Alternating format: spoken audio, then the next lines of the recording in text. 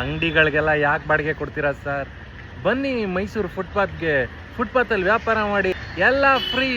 Daily 50 ರೂಪಾಯಿ, ವಾರಕ್ಕೆ 100 ರೂಪಾಯಿ. ಇದವರು ಜಾಗ ಒತ್ತುವರಿ ಮಾಡ್ಕೊಂಡು ಅಲ್ಲಿ ಕಲ್ಯಾಣ ಮಂಟಪ ಅದು ಇದು ಕಟ್ಟಿದ್ರೆ ಹಗರಣ. ಅದೇ ಕಾಸು ಇಲ್ಲದೆ ಇರೋರು ಅಂದರೆ ಬಡವರು ಅಂತ ಹೆಸರು ಹೇಳ್ಕೊಂಡು ಫುಟ್ಪಾತ್ ಒತ್ತುವರಿ ಮಾಡ್ಕೊಂಡು ಫುಟ್ಪಾತ್ ಮೇಲೆ ತಳ್ಳೋ ಗಾಡಿ ಇಟ್ಕೊಂಡು ವ್ಯಾಪಾರ ಮಾಡಿ ಫುಟ್ಪಾತೇ ಇಲ್ದಂಗೆ ಜನರಿಗೆ ತೊಂದರೆ ಕೊಡೋದು ಹಗರಣ ಅಲ್ಲ, ಅದು ಯಾವುದೇ ರೀತಿ ದ್ರೋಹ ಅಲ್ಲ. ಇದನ್ನು ನಮ್ಮ ಪೊಲೀಸವರು ಕೇಳಲ್ಲ, ಅದಾದಮೇಲೆ ಕಾರ್ಪೊರೇಷನ್ ಅವರು ಕೇಳಲ್ಲ. ಈಗ ನಾನಿವತ್ತಿದ್ದೀನಿ ಝಾನ್ಸಿ ಬಾಯ್ ರೋಡ್, ಯಾರಿಗೂ ಗೊತ್ತಾಗಲ್ಲ ಬಿಡಿ, SPM ಇಂದ ನಂಜುಮಳಿಗೆಗೆ ಹೋಗೋ ರೋಡು.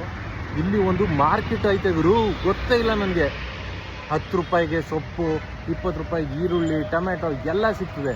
ಆಮೇಲೆ ಇಲ್ಲೇನಾದ್ರೂ ಮಾರ್ಕೆಟ್ ಮಾಡೋರ? ಖಂಡಿತ ಇಲ್ಲ. ಫುಟ್ಪಾತ್ನ ಒತ್ತುವರಿ ಮಾಡ್ಕೊಂಡು ಒಂದು ಹೊಸ ಮಾರ್ಕೆಟ್ ಸೃಷ್ಟಿ ಮಾಡೋರೆ.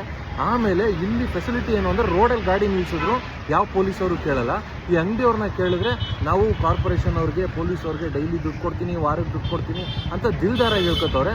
ಇವ್ರಿಗೆ CM, ಅದಾದಮೇಲೆ ಲೋಕಲ್ MLA MP ಎಲ್ಲ ಗೊತ್ತಂತೆ, ಇವ್ರನ್ನೇನು ಮಾಡೋಕ್ಕಾಗಲ್ವಂತೆ. ಸೊ ಏನು ಬೇಕಾದ್ರೂ ಮೈಸೂರಲ್ಲಿ ಮಾಡೋವಂಥ ಪರಿಸ್ಥಿತಿ ಆಗಿದೆ. ಇನ್ನಾದರೂ ಕಾರ್ಪೊರೇಷನ್ ಅವರು, ಪೊಲೀಸವರು ಎಚ್ಚೆತ್ಕೊಳ್ಳಿ, ಫುಟ್ಪಾತ್ನ ಪಾದಚಾರಿಗಳಿಗೆ ಬಿಡಿಸ್ಕೊಡಿ.